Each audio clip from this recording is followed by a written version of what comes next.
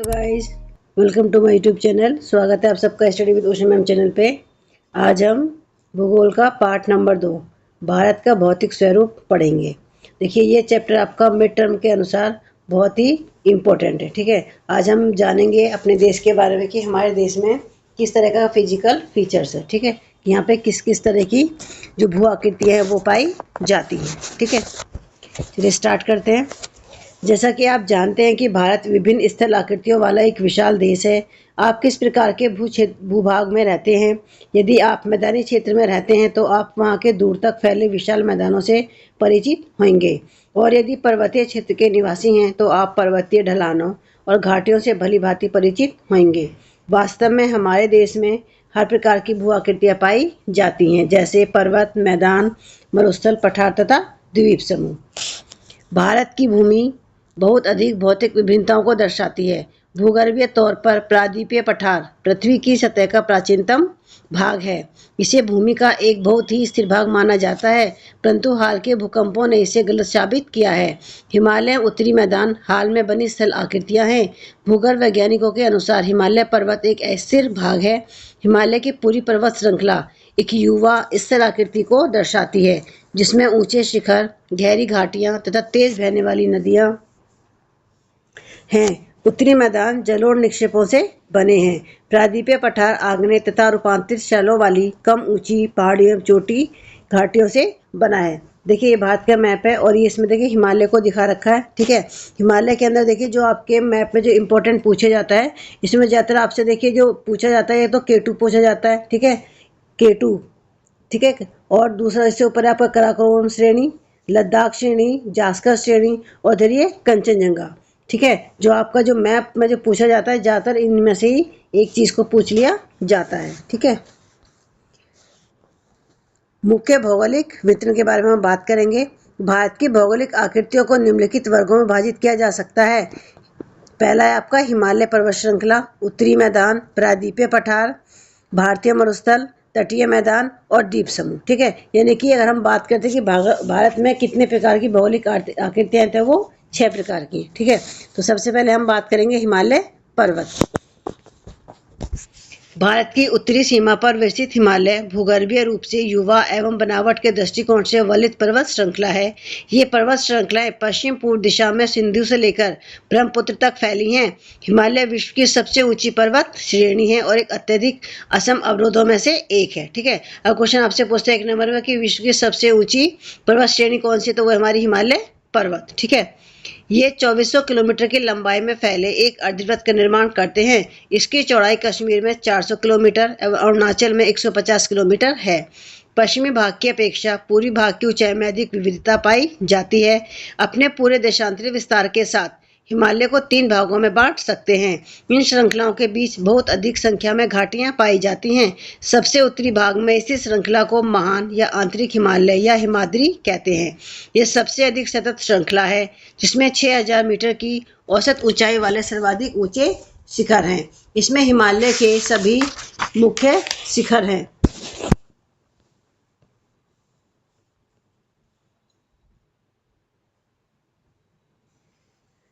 देखो, ये देख रखे इसमें आपके जितने भी हिमालय के जो ऊंची ऊंची, देखिए माउंट एवरेस्ट ये हमारा नेपाल में है। ठीक है, इसकी 18,848 मीटर की ऊंचाई है। कंचनजंगा भारत में आता है, मकालू नेपाल में आता है, धौलागिरी भी नेपाल में आता है। ठीक है, और इधर ये आपका नंगा पर्वत भारत में, अन्नपूर्णा भी नेपाल में, नंदा देवी भारत में, कामेट, नामचा बरवा और गुरुला मंदाता ये नेपाल में। ठीक है, मान हिमालय के वलय की प्रकृति असममित है। हिमालय के इस भाग का क्रोड ग्रेनाइट का बना है। यह श्रृंखला हमेशा बर्फ से ढकी रहती तथा इसमें बहुत सी हिमानियों का प्रभाव होता है। हिमाद्री के दक्षिण में स्थित श्रृंखला सबसे अधिक असम है एवं हिमाचल या निम्न हिमालय के नाम से जानी जाती है। इन श्रृंखलाओं का निर्माण मुख्यतः अत्यधिक संपीड़ित तथा परिवर्तित शैलों से हुआ है। इनकी ऊंचाई 3700 मीटर से 4500 मीटर के बीच तथा औसत चौड़ाई 50 किलोमीटर है, जबकि पीर पंजाल श्रृंखला सबसे लंबी तथा सबसे महत्वपूर्ण श्रृंखला है। धौलाधर एवं मावा श्रृंखलाएं भी महत्वपूर्ण हैं। इसी श्रृंखला में कश्मीर की घाटी तथा हिमाचल के कांगड़ा एवं कुल्लू की घाटियां स्थित है। इस क्षेत्र को पहाड़ी नगरों के नाम से जाना जाता है। हिमालय की सबसे भारी श्रृंखला को शिवालिक कहा जाता है। इनकी चौड़ाई 10 से 50 किलोमीटर तथा ऊंचाई 900 से 1100 मीटर के बीच है। ये श्रृंखलाएं उत्तर में स्थित मुख्य हिमालय की श्रृंखलाओं से नदियों द्वारा लाई गई असंपीड़ित अवसादों से बनी हैं। ये घाटियां बजरी तथा जलोढ़ की मोटी परत से ढकी हैं।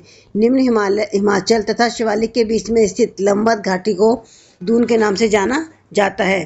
कुछ प्रसिद्ध दून हैं देहरादून, कोटली दून एवं पाटली दून।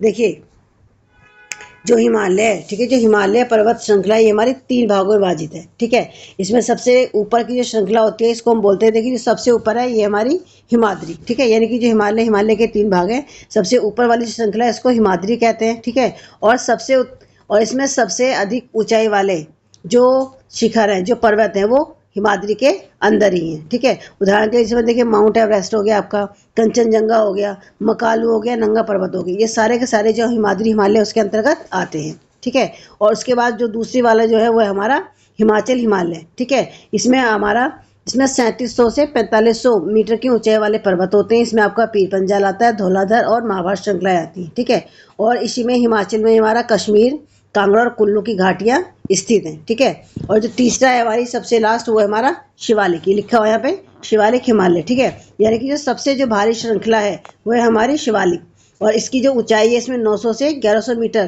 की ऊंचाई वाले पर्वत इसके अंदर मिलते हैं। ठीक है, और जो शिवालिक की जो घाटियां हैं इनको दून श्रृंखला भी कहते हैं, दून घाटियां भी कहा जाता है। जैसे आपने सुना होगा देहरादून, कोटली दून एवं पाटली दून। ठीक है, इस तरीके जो हिमालय हमारा 3 प्रकार है। सबसे ऊपर वाला हो गया हमारा हिमाद्री, फिर बीच में हमारा हिमाचल हिमालय और लास्ट में आता है हमारा शिवालिक हिमालय।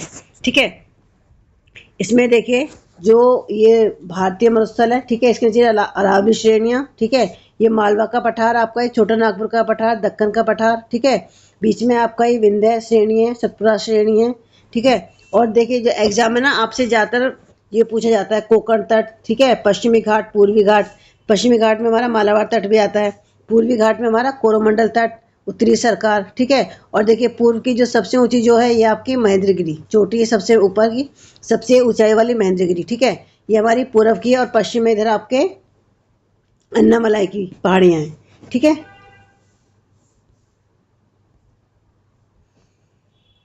इस उत्तर दक्षिण के अतिरिक्त हिमालय को पश्चिम से पूर्व तक स्थित क्षेत्रों के आधार पर भी विभाजित किया गया है। इन वर्गीकरण को नदी घाटियों की सीमाओं के आधार पर भी विभाजित किया गया है। उदाहरण के लिए सतलुज एवं सिंधु के बीच स्थित हिमालय के भाग को पंजाब हिमालय के नाम से जाना जाता है। ठीक है, देखिए जो हिमालय को नदियों के आधार पर वर्गीकृत किया गया है। ठीक है, सिंधु और सतलुज के बीच का जो हिमालय है उसको हम बोलते हैं पंजाब हिमालय। ठीक है, लेकिन पश्चिम से पूर्व तक क्रमशः इसे कश्मीर तथा हिमाचल हिमालय के नाम से भी जाना जाता है। सतलुज तथा काली नदियों के बीच स्थित हिमालय को कुमाऊं हिमालय के नाम से जाना जाता है। ठीक है, सतलुज और काली, देखिए कैसे काली और कैसे कुमाऊं, तो आप सतलुज और काली जो नदियों के बीच का जो हिमालय है उसको हम बोलते हैं कुमाऊं हिमालय। काली तथा तिस्ता नदियां नेपाल हिमालय एवं तिस्ता एवं दिहांग नदियां असम हिमालय का सीमांकन करती हैं। ठीक है, यानी कि काली और जो तिस्ता नदियां हैं उसको हम बोलते हैं नेपाल हिमालय, और तिस्ता और जो दिहांग नदियां इसको बोलते हैं हम असम हिमालय। ठीक है, हिमालय के कुछ क्षेत्रीय नाम पता कीजिए। ब्रह्मपुत्र हिमालय की सबसे पूर्वी सीमा बनाती है। दिहांग महाखंड के बाद हिमालय दक्षिण की ओर एक तीखा मोड़ बनाते हुए भारत की पूर्वी सीमा के साथ फैल जाता है। इसे पूर्वांचल या पूर्वी पहाड़ियाँ तथा पर्वत श्रृंखलाओं के नाम से जाना जाता है। ये पहाड़ियाँ उत्तर पूर्वी राज्यों से होकर गुजरती हैं तथा मजबूत बलुआ पत्थरों जो अवसादी शैल से बनी हैं। ये घने जंगलों से ढकी हैं तथा अधिकतर समानांतर श्रृंखलाओं एवं घाटियों के रूप में फैली हैं। पूर्वांचल में पटकाई, नागा, मिजो तथा मणिपुर पहाड़ियाँ शामिल हैं। ठीक है, अब हम बात करते हैं उत्तरी मैदान की। देखिए ये जो मैप है इसमें आप देख सकते हो ये आपकी पूर्वांचल की सारी ये पहाड़ियाँ हैं। ठीक है, इसमें गारो घासी जयंतियाँ, ये आपकी पूर्वी की पहाड़ियाँ हैं। ठीक है, अब हम बात करते हैं उत्तरी मैदान। उत्तरी मैदान 3 प्रमुख नदी प्रणालियों सिंधु, गंगा एवं ब्रह्मपुत्र तथा इनकी सहायक नदियों से बना है। यह मैदान जलोढ़ मृदा से बना है। लाखों वर्षों में हिमालय के गिरिपाद में स्थित बहुत बड़े बेसिन द्रोणी में जलोढ़ों का निक्षेप हुआ, जिससे इस उपजाऊ मैदान का निर्माण हुआ। इसका विस्तार 7 लाख वर्ग किलोमीटर के क्षेत्र पर है। यह मैदान लगभग 2400 किलोमीटर लंबा एवं 240 से 320 किलोमीटर चौड़ा है। यह सघन जनसंख्या वाला भौगोलिक क्षेत्र है। समृद्ध मृदा आवरण, पर्याप्त पानी की उपलब्धता एवं अनुकूल जलवायु के कारण कृषि की दृष्टि से यह भारत का अत्यधिक उपजाऊ क्षेत्र है। उत्तरी पर्वतों से आने वाली नदियां निक्षेपण कार्य में लगी हैं। नदी के निचले भागों में ढाल कम होने के कारण नदी की गति कम हो जाती है, जिसके परिणाम स्वरूप नदी द्वीपों का निर्माण होता है। ये नदियां अपने निचले भाग में एक गाद एकत्र हो जाने के कारण बहुत सी धाराओं में बढ़ जाती हैं। इन धाराओं को वितरिकाएं कहते हैं। ठीक है, देखिए इसमें लिखा हुआ है दोआब। दोआब का अर्थ है दो नदियों के बीच का भाग। ठीक है, जो दोआब शब्द दो शब्दों से मिलकर बना है, दो तथा आब अर्थात पानी। इसी प्रकार पंजाब भी दो शब्दों से मिलकर बना है। पंज का अर्थ होता है पांच और आब का अर्थ है पानी। ठीक है, उत्तरी मैदान को मोटे तौर पर 3 उपवर्गों में विभाजित किया गया है। उत्तरी मैदान के पश्चिमी भाग को पंजाब का मैदान कहा जाता है।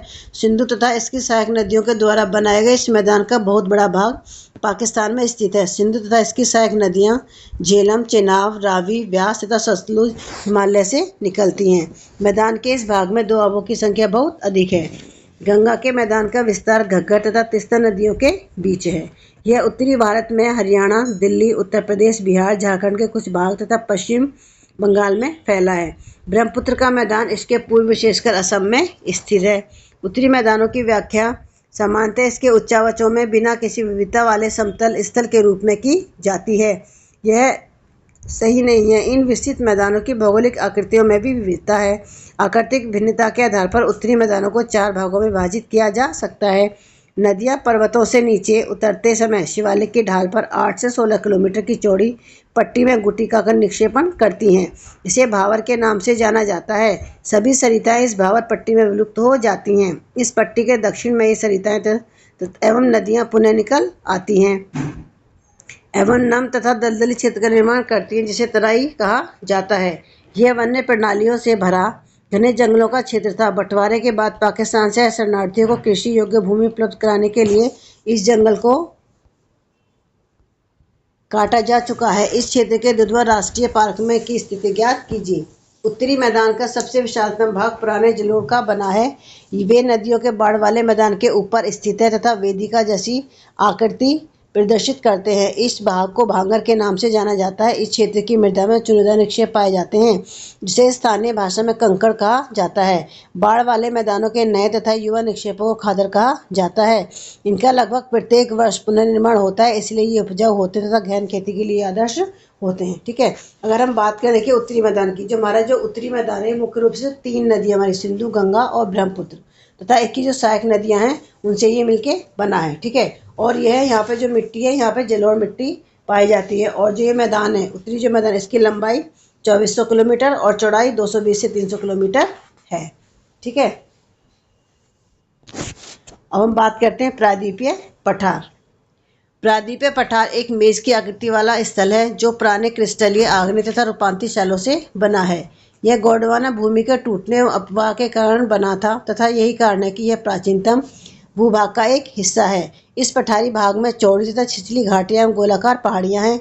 इस प्रकार के 2 मुख्य भाग हैं, उच्च मध्य भूमि तथा दक्कन का पठार। नर्मदा नदी के उत्तर में प्रायद्वीपीय पठार का वह भाग जो कि मालवा के पठार के अधिकतर भागों पर फैला है, उसे उच्च मध्य भूमि के नाम से जाना जाता है। विंध्य श्रृंखला दक्षिण में सतपुड़ा श्रृंखला तथा उत्तर पश्चिम में अरावली से घिरी है। पश्चिम में यह धीरे धीरे राजस्थान के बलू तथा पथरीले मरुस्थल से मिल जाता है। इस क्षेत्र में बहने वाली नदियां चंबल, सिंध, बेतवा तथा केन दक्षिण पश्चिम से उत्तर पूर्व की तरफ बहती हैं। इस प्रकार वे इस क्षेत्र के ढाल को दर्शाती हैं। उच्च मध्य भूमि पश्चिम में चौड़ी लेकिन पूर्व में संकीर्ण है। इस पठार के पूर्वी विस्तार को स्थानीय रूप से बुंदेलखंड तथा बघेलखंड के नाम से जाना जाता है। इसके और पूर्व के विस्तार को दामोदर नदी द्वारा अपवाहित छोटा नागपुर पठार दर्शाता है। दक्षिण का पठार एक त्रिभुजाकार भूभाग है जो नर्मदा नदी के दक्षिण में स्थित है। उत्तर में इसके चौड़े आधार पर सतपुड़ा की श्रृंखला है, जबकि महादेव, कैमूर की पहाड़ी तथा मेकाल श्रृंखला इसके पूर्वी विस्तार है। भारत के भौतिक मानचित्र पर इन पहाड़ियों एवं श्रृंखलाओं की स्थिति को ज्ञात करें। दक्षिण का पठार पश्चिम में ऊंचा एवं पूर्व की ओर कम ढाल वाला है। इस पठार का एक भाग उत्तर पूर्व में भी देखा जाता है, जिसे स्थानीय रूप से मेघालय कार्बी एंगलोंग पठार तथा उत्तर कचार पहाड़ी के नाम से जाना जाता है। यह एक भ्रंश के द्वारा छोटा नागपुर पठार से अलग हो गया था। पश्चिम से पूर्व की ओर 3 महत्वपूर्ण श्रृंखलाएं गारो, घासी तथा जयंतियां हैं।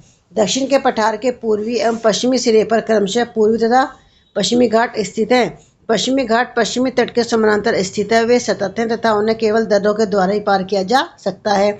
भारत के भौतिक मानचित्र में थालघाट, भोरघाट तथा पालघाट की स्थिति ज्ञात करें। पश्चिमी घाट पूर्वी घाट की अपेक्षा ऊंचे हैं। पूर्वी घाट के 600 मीटर की औसत ऊंचाई की तुलना में पश्चिमी घाट की ऊंचाई 900 से 1600 मीटर है। पूर्वी घाट का विस्तार महानदी घाटी से दक्षिण में नीलगिरी तक है।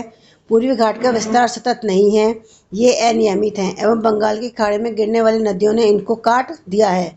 पश्चिमी घाट में पर्वतीय वर्षा होती है। यह वर्षा घाट के पश्चिमी ढाल पर आर्द्र हवा से टकराकर ऊपर उठने के कारण होती है। पश्चिमी घाट को विभिन्न स्थानीय नामों से जाना जाता है। पश्चिम घाट की ऊंचाई उत्तर से दक्षिण की ओर बढ़ती जाती है। इस भाग के शिखर ऊंचे हैं, जैसे अनाईमुड़ी 2695 मीटर तथा डोडाबेटा 2633 मीटर। पूर्वी घाट का सबसे ऊंची शिखर महेंद्रगिरी 1500 मीटर है। पूर्वी घाट के दक्षिण पश्चिम में सेवराय तथा जावेरी की पहाड़ियां स्थित है। उडगम मंडलम, जिसे ऊटी के नाम से जाना जाता है, तथा कोर्णे कनाल जैसे प्रसिद्ध पहाड़ी नगरों की स्थिति मानचित्र में ज्ञात कीजिए। प्रायद्वीपीय पठार की एक विशेषता यहाँ पाई जाने वाली काली मृदा है, जिसे दक्कन ट्रैप के नाम से भी जाना जाता है। इसकी उत्पत्ति ज्वालामुखी से हुई है, इसलिए इसके शैल आग्नेय हैं। वास्तव में इन शैलों का समय के साथ अपरदन हुआ है, जिनसे काली मृदा का निर्माण हुआ है। अरावली की पहाड़ियाँ प्रायद्वीपीय पठार के पश्चिमी एवं उत्तर पश्चिमी किनारे पर स्थित हैं। ये बहुत अधिक अपर्दित एवं खंडित पहाड़ियाँ हैं। ये गुजरात से लेकर दिल्ली तक दक्षिण पश्चिम एवं उत्तर पूर्व दिशा में फैली हैं। ठीक है, देखिए अगर हम प्रायद्वीपीय पठार की बात करें तो इसमें आपके 3 पठार आते हैं, मालवा का पठार, छोटा नागौर का पठार और दक्कन का पठार। ठीक है, और ये जो प्रायद्वीपीय पठार है, ये प्रायद्वीपीय पठार हमारा पुराने क्रिस्टलीय आग्नेय जो रूपांतरित शैल हैं उनसे ये बना है। ठीक है, और यह जो गोंडवाना भूमि थी, गोंडवाना भूमि के टूटने और अपवाह के कारण भी ये बना है। और इसके 2 मुख्य भाग हैं, उच्च मध्य भूमि तथा दक्कन का पठार। और प्रायद्वीपीय पठार में जो पाई जाने वाली जो काली मृदा है, ठीक है, यानी जो काली मृदा है उसको हम दक्कन ट्रैप के नाम से भी जानते हैं। और जो दक्कन ट्रैप है, जो इसकी जो उत्पत्ति हुई है वो ज्वालामुखी से हुई है। ठीक है, इसलिए जो इसके शैल है वो आग्नेय हैं। हम बात करते हैं भारतीय मरुस्थल। अरावली पहाड़ी के पश्चिमी किनारे पर थार का मरुस्थल स्थित है। यह बालू के टिब्बों से ढका एक तरंगित मैदान है। इस क्षेत्र में प्रतिवर्ष 150 मिलीमीटर से भी कम वर्षा होती है। इस शुष्क जलवायु वाले क्षेत्र में वनस्पति बहुत कम है। वर्षा ऋतु में ही कुछ सरिताएं दिखती हैं और उसके बाद वे बालू में ही विलीन हो जाती हैं। पर्याप्त जल नहीं मिलने से वे समुद्र तक नहीं पहुंच पाती हैं। केवल लूनी ही इस क्षेत्र की सबसे बड़ी नदी है। बरकान अर्धचंद्राकार बालू का टीले का विस्तार बहुत अधिक क्षेत्र पर होता है, लेकिन लंबट टीले भारत पाकिस्तान सीमा के समीप प्रमुखता से पाए जाते हैं। यदि आप जैसलमेर जाएं तो बरकान के समूह देख सकते हैं। ठीक है, देखिए जो भारतीय मरुस्थल है, ठीक है, जो भारतीय मरुस्थल है ये जो अरावली पर्वतमाला है, अरावली पर्वतमाला के पश्चिमी छोर पे ये स्थित है। ठीक है, और यह बालू के जो टिब्बे होते हैं, टिब्बों से ढका हुआ एक रेतीला मैदान है। और इस क्षेत्र में जो बारिश होती है, बारिश वो 150 मिलीमीटर से भी कम वर्षा यहाँ पे होती है। ठीक है, और जो यहाँ की जो जलवायु है, जलवायु शुष्क होती है और यहाँ पे जो वनस्पति वो कटीली वनस्पति पाई जाती है। ठीक है, और भारतीय मरुस्थल की जो सबसे बड़ी, ठीक है, यहाँ की जो एकमात्र जो नदी है वो है हमारी लूनी नदी। ठीक है, और यहाँ पे बरकान यानी अर्धचंद्राकार बालू के जो टिब्बे हैं वो यहाँ पे पाए जाते हैं। ठीक है, हम बात करते हैं तटीय मैदान की। प्रायद्वीपीय पठार के किनारे संकीर्ण तटीय पट्टियों का विस्तार है। यह पश्चिम में अरब सागर से लेकर पूर्व में बंगाल की खाड़ी तक विस्तृत है। पश्चिमी तट, पश्चिमी घाट तथा अरब सागर के बीच स्थित एक संकीर्ण मैदान है। इस मैदान के 3 भाग हैं। तट के उत्तरी भाग को कोंकण, मुंबई और गोवा के जो बीच का भाग है उसको हम कोंकण बोलते हैं। ठीक है, और जो मध्य भाग है, मध्य भाग को कन्नड़ मैदान बोला जाता है। और जो दक्षिण का जो भाग है उसको मालाबार तट कहा जाता है। ठीक है, बंगाल की खाड़ी के साथ विस्तृत मैदान चौड़ा एवं समतल है। उत्तरी भाग में इसे उत्तरी सरकार कहा जाता है, जबकि दक्षिण भाग कोरोमंडल तट के नाम से जाना जाता है। बड़ी नदियां जैसे महानदी, गोदावरी, कृष्णा तथा कावेरी इस तट पर विशाल डेल्टा का निर्माण करती हैं। चिल्का झील पूर्वी तट पर स्थित एक महत्वपूर्ण भू लक्षण है। ठीक है, देखिए जो चिल्का झील है, चिल्का झील भारत में खारे पानी की सबसे बड़ी झील है। ठीक है, और ये उड़ीसा में जो महानदी है, महानदी डेल्टा के दक्षिण में ये स्थित है। ठीक है, तो देखिए जो भारत के जो तटीय मैदान है, ठीक है, आपको जो तटीय मैदान है भारत के, एक आपका पश्चिमी तटीय मैदान है, दूसरा आपका पूर्वी तटीय मैदान है, ठीक है। जो पश्चिम तटीय मैदान है ये हमारा पश्चिमी घाट में अरब सागर के बीच ही में ये स्थित है, ठीक है। और ये थोड़ा सा संकरा है, ठीक है, यानी कि चौड़ाई इसकी कम है। और इसमें आपके 3 मुख्य भाग हैं जो मैंने आपको बताए, ठीक है। इसमें देखिए जो आपको मुंबई और गोवा के जो बीच का भाग है उसको हम कोंकण बोलते हैं, और जो मध्य का भाग है उसको कन्नड़ बोलते हैं, और उसके जो दक्षिण भाग है उसको मालाबार तट बोलते हैं, ठीक है। इस तरीके से जो पूर्वी तटीय मैदान है, जो पूर्वी है, तो यानी कि पूर्वी घाट और बंगाल की खाड़ी के बीच में हमारा पूर्वी तट स्थित है, और ये चौड़ा है, ठीक है। और उत्तरी भाग में इसको उत्तरी सरकार बोला जाता है, और दक्षिण भाग में इसका कोरोमंडल तट के नाम से यहाँ को उसको जाना जाता है। और इसमें आपकी महानदी, गोदावरी, कृष्णा और जो कावेरी नदियाँ हैं इनके द्वारा यहाँ पर डेल्टा का निर्माण होता है। और यहाँ की प्रमुख झीलें चिल्का, पुलिकट और कोलेरू, ठीक है। और जो चिल्का झील है ये भारत में खारे पानी की सबसे बड़ी झील है, ठीक है। हम बात करते हैं द्वीप समूह। आप पहले ही देख चुके हैं कि भारत का मुख्य स्थल भाग अत्यधिक विशाल है। इसके अतिरिक्त भारत में 2 द्वीपों का समूह भी स्थित है। क्या आप इन द्वीप समूहों को पहचान सकते हैं? केरल के मालाबार तट के पास स्थित लक्षद्वीप की स्थिति को ज्ञात कीजिए। द्वीपों का यह समूह छोटे प्रवाल द्वीपों से बना है। पहले इनको लकाद्वीप, मिनिकॉय तथा एमिनो द्वीप के नाम से जाना जाता था। 1973 में इनका नाम लक्षद्वीप रखा गया, यानी जो लक्षद्वीप है इसका नाम पहले क्या था? लकाद्वीप, मिनिकॉय और एमिनो द्वीप, ठीक है। और इसका लक्षद्वीप नाम कब रखा गया? 1973 में। यह 32 वर्ग किलोमीटर के छोटे से क्षेत्र में फैला है। कावारती द्वीप लक्षद्वीप का प्रशासनिक मुख्यालय है। इस द्वीप समूह पर पादप तथा जंतु के बहुत से प्रकार पाए जाते हैं। पेटली द्वीप, जहां मनुष्य का निवास नहीं है, वहां एक पक्षी अभ्यारण्य है। अब बंगाल की खाड़ी में उत्तर से दक्षिण की तरफ फैले द्वीपों की श्रृंखलाओं की ओर ध्यान दीजिए। ये अंडमान एवं निकोबार द्वीप हैं। यह द्वीप समूह आकार में बड़े संख्या में बहुल तथा बिखरे हुए हैं। यह द्वीप समूह मुख्यतः 2 भागों में बटा है, उत्तर में अंडमान तथा दक्षिण में निकोबार। यह माना जाता है यह द्वीप समूह निमज्जित पर्वत श्रेणियों के शिखर हैं। यह द्वीप समूह देश की सुरक्षा के लिए बहुत महत्वपूर्ण है। इन द्वीप समूहों में पाए जाने वाले पादप एवं जंतुओं में बहुत अधिक विविधता है। ये द्वीप विषुवत वृत्त के समीप स्थित है एवं यहाँ की जलवायु विषुवतीय है तथा यह घने जंगलों से आच्छादित हैं। भारत का एकमात्र सक्रिय ज्वालामुखी वो हमारा अंडमान तथा निकोबार समूह में है, वो है हमारा बैरन द्वीप, ठीक है। सक्रिय का मतलब क्या है कि ज्वालामुखी जो फट जाता है ना, जो उसमें क्रियाएं होती रहती हैं, ठीक है, उसको हम सक्रिय ज्वालामुखी बोलते हैं। तो भारत का एकमात्र सक्रिय ज्वालामुखी है वो है आपका बैरन द्वीप, ठीक है। विभिन्न भू आकृतिक विभागों का विस्तृत विवरण प्रत्येक विभाग की विशेषता स्पष्ट करता है, परंतु यह स्पष्ट है कि ये विभाग एक दूसरे के पूरक हैं और वे देश को प्राकृतिक संसाधनों में समृद्ध बनाते हैं। उत्तरी पर्वत जल एवं वनों के प्रमुख स्रोत हैं।